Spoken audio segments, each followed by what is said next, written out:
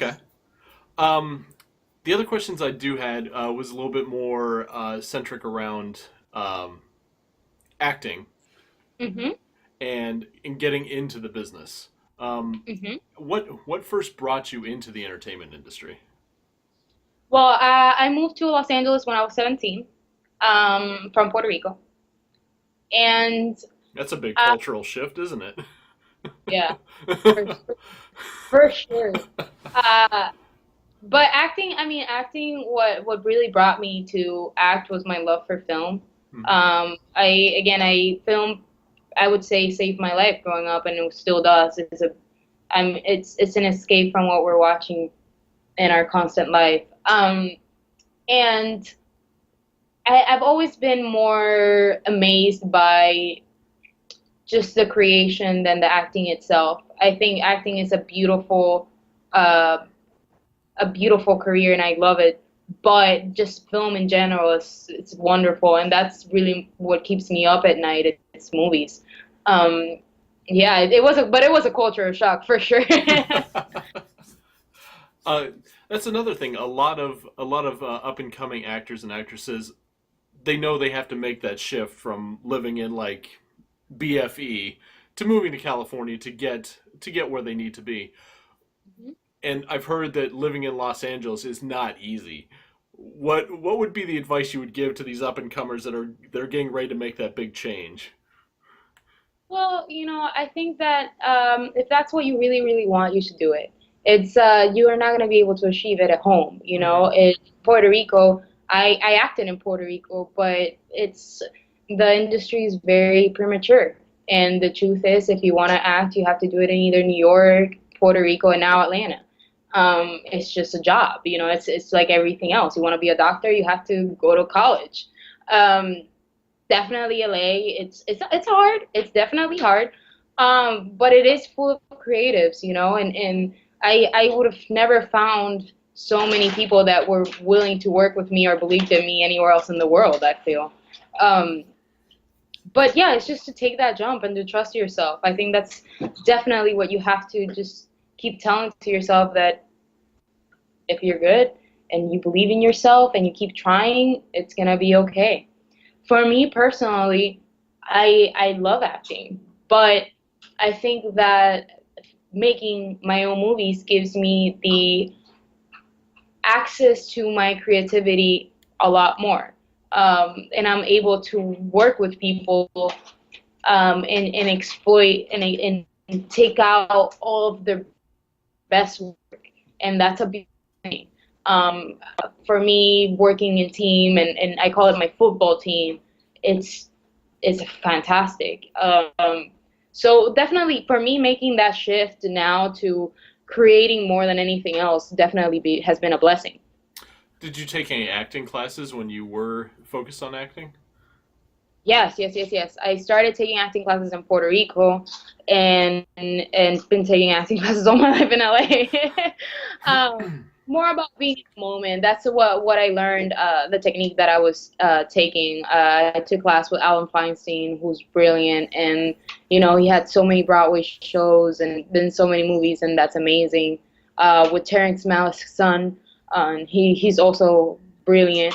And it's crazy. Acting is definitely a very interesting job, and it's a very interesting career, mental career. And I think that that's what has allowed me to be able to write and do my own work and be able to work with other people has been because of acting. Um, I originally started making this film because I wanted to act on stuff that I actually wanted to be in, because I got bored. It is, again, LA is a very tough place, and as awesome as acting is, there's really nothing cooler than acting in something that you really really love because it came out of your brain. Um, but I mean, I'm exploring with so many. I'm really excited to put other people on camera and to see what they can do, and explain with other actors, and see how much they are willing to elevate, or how much I'm willing to help them elevate. And I think all of those things are so exciting to me. It's almost like a new world or a new path. Hmm. It's awesome. What's the toughest thing about directing people?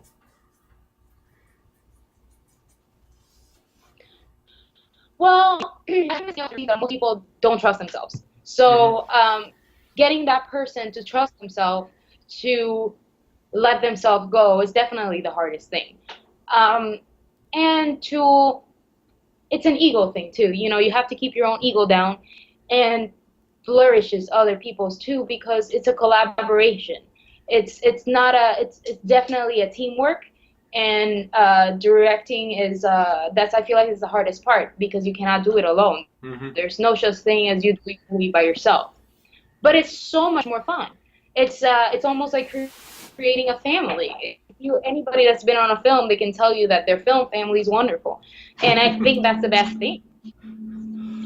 When you're trying to get an actor to let go and open up and tap into that thing they need to give you a good performance, what do you tell them? Let go, Just let let go. go, let go, and it's number one, let go and concentrate. It's I really believe in I mean, every actor, if they're being hired to do a job, they're really good. You know, it's just in there, so it's not. You know, I'm the first one to know that. But at the same time, is making them comfortable too, because an actor cannot act if they're not in the right mindset. Hmm. And that's where you see like, oh, people say, oh, they're treated like stars or this and that. No, is that, you know, the mentality of the actor is key. And if the actor is not in the right mindset, is not he's not gonna be able to, you know, do the job. And I think understanding that, me being an actor, an actress, makes it a lot easier for me to direct other people because I understand that.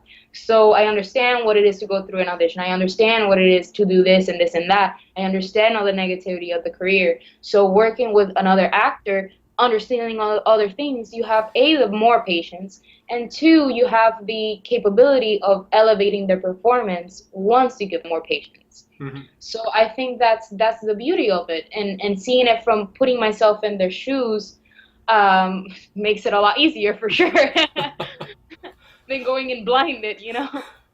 Are there any classes that teach directing style, or is that just something you're just gonna have to learn from Well, experience?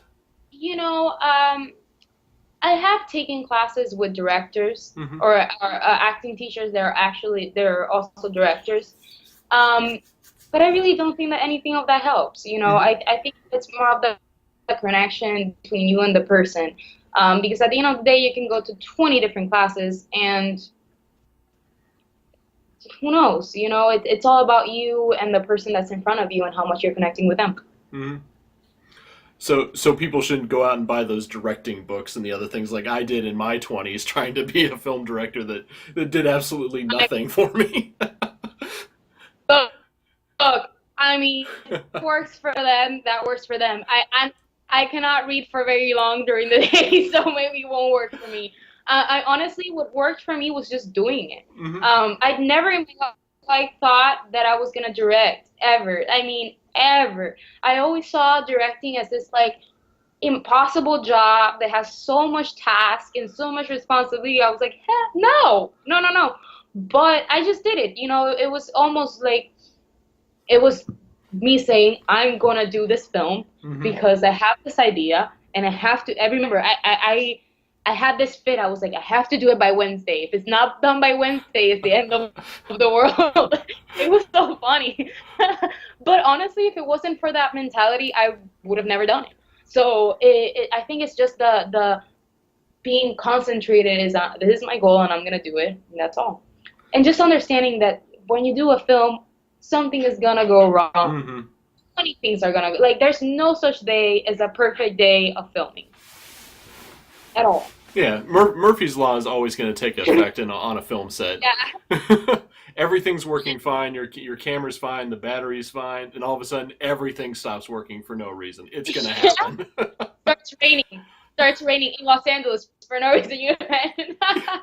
It never rains in LA until the day I made a film. Um, I also what helped me a lot. I interned as a PA Hmm. and I never thought I would intern as a PA, but I learned so much from interning as a PA.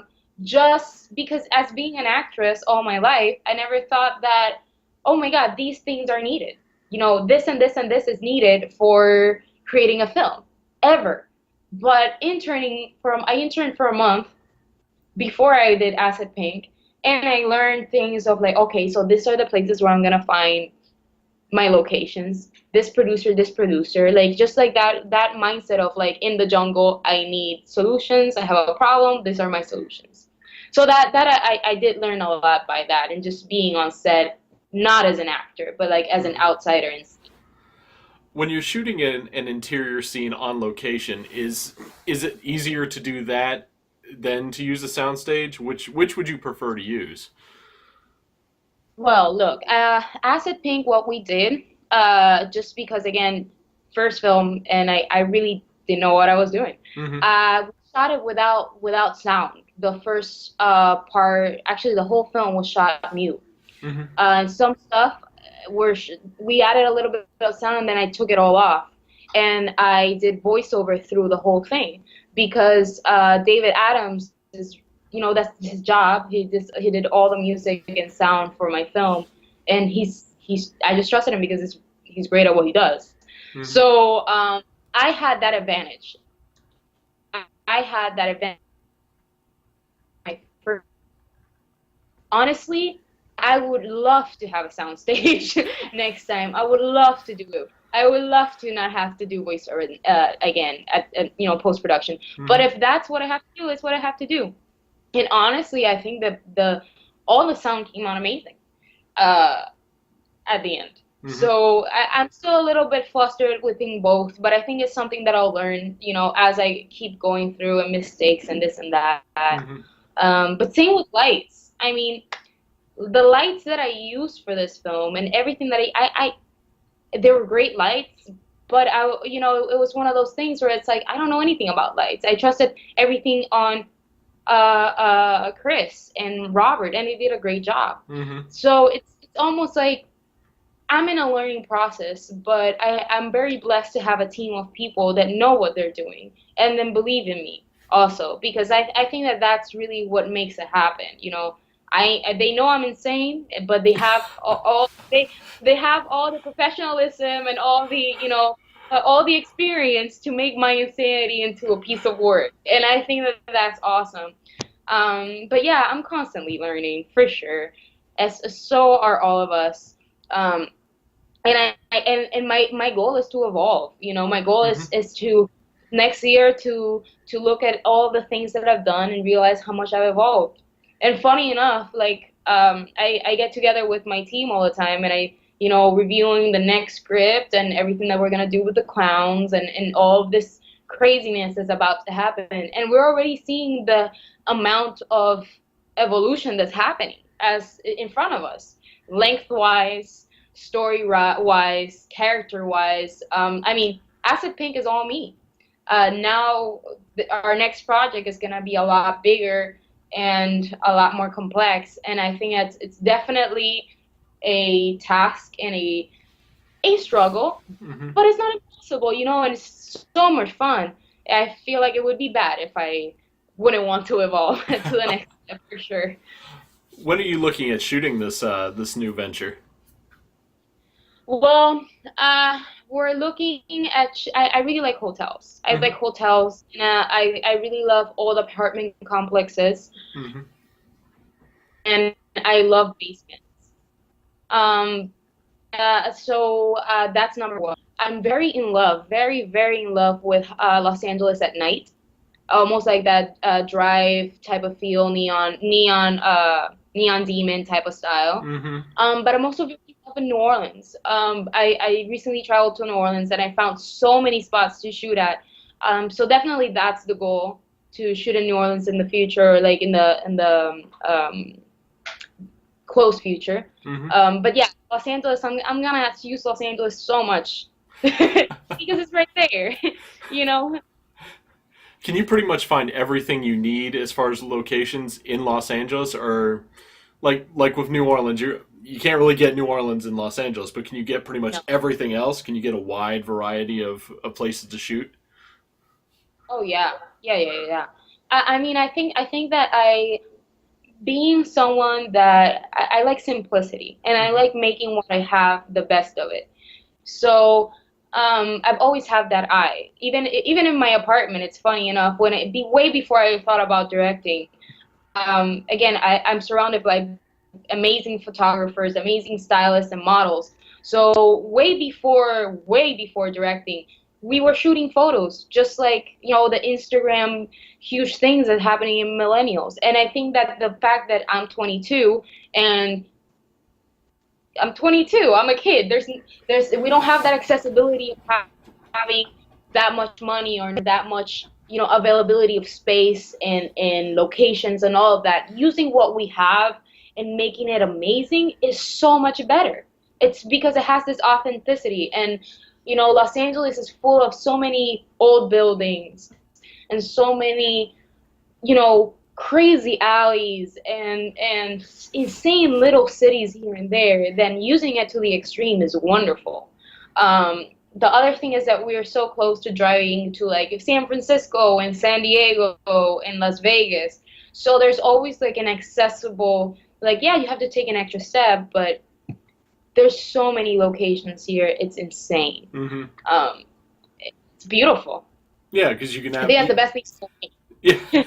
because you have a beach, and then just like I think what it's like a 4 or 5 hour drive to Las Vegas, and then boom, you've got your desert, and you have that tiny oasis in the middle of the desert to shoot in. We even have Here we have swamp and beach and swamp, and that's about it. It's great if we you can want to make film a creature feature. exactly. We can make a swamp monster movie. That's what I'm saying. You see? There's not enough of those, really. I mean, come to think of it, mainly because we've driven out all the filmmakers. We don't want to help them Yeah. out anymore. We had the Punisher movie, and that was it. That was our big thing here. That's uh, amazing. yeah, I really wish that this state would get it together because just north of us in Georgia, so much goes on, and you have that influx. And what the local politicians don't understand is it brings in so much business. These Mhm. actors have to eat. They have to get catered. It's a big thing, and Yep. I just don't get it. I don't get why we don't like that allure of Uh, making films here. It's very sad. Actually, in Puerto Rico, they're making a lot of films there too. That's definitely another place where I'd love to shoot. Just because Puerto Rico, it could be a very fun place, but there's a lot of scary things about Puerto Rico. As someone living there and growing up there, Hmm. it is not an easy place. And there's again being an antagonist. I think that that's the number one thing that I learned about being an antagonist is the survival of being a human makes you an antagonist. And if it Hmm. wasn't for Puerto Rico, I wouldn't never ever be able to tap into that. So I definitely want to shoot in Puerto Rico, and I know they're taking the taxes back and whatever, and it's amazing, and a lot of people are shooting there now. But that's definitely a goal, totally bringing my team to Puerto Rico and shooting something amazing there. So that's definitely in the works too. What are some of those scary things? We have a big Puerto Rican population here in Florida, but we don't hear that much about Puerto Rico itself. They see a lot of Puerto Ricans never want to talk about it. So, Interesting. Well, first of all, crime mhm. is a very intense thing in Puerto Rico. Poverty is a very scary thing in Puerto Rico too.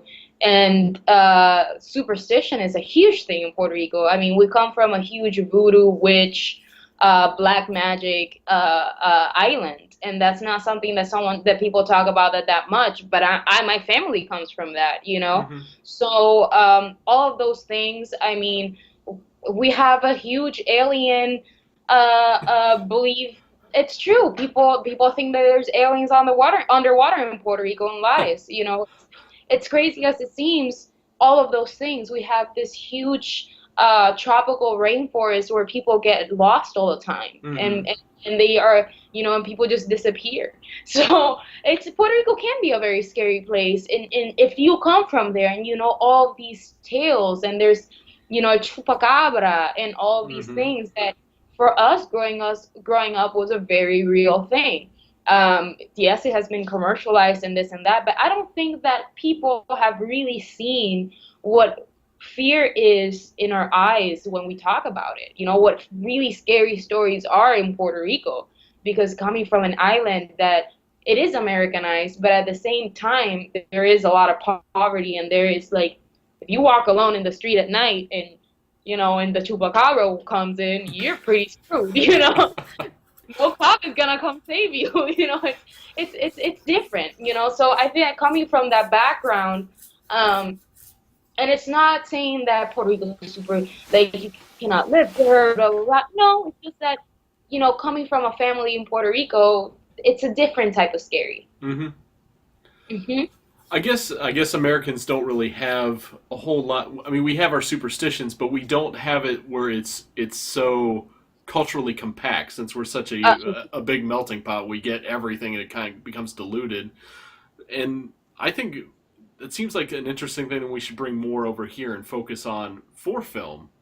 Because Oh it yeah. doesn't. I mean, you had the Chupacabra movies where it just kind of like it turned it into a parody, but it never Hmm. takes a good hard look like Voodoo.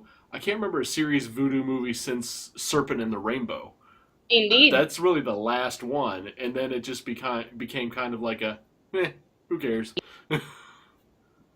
No, voodoo's very scary. I mean, I grew up two different places that I lived at. Next to me, there were voodoo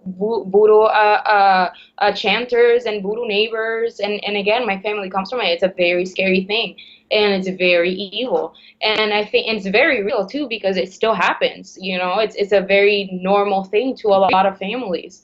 So I think that that's definitely a theme that I for sure want to tap in. Hmm. Just because I don't think that a lot of people talk about it, to be honest. It's almost like one of those things where even in Puerto Ricans, we all know it's there, but it's almost like a something that it's like a secret, you know? Hmm.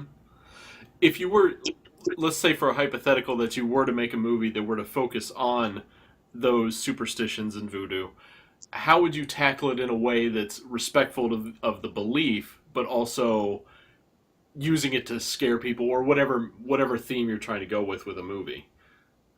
Well, you know, I really like making the audience feel like identified. I Hmm. really like making the audience feel identified. So making you understand why the character's doing what they are doing, Hmm. and making you not want to judge the character, I think is the best way for it to be done. Because if you fall for the antagonist, you you understand the antagonist, Hmm. and that being so, that will make the film not, you know, disrespectful for them do this, because they do this for a reason. Hmm. It's a belief that comes for centuries and centuries. There is a reason why people believe in Catholicism. There's a reason why people believe in Mormonism. There's a reason why people do voodoo. It's the same thing. So I think that it is a very it's a very delicate to do it right. It's a very delicate theme, Hmm. but it's an amazing theme.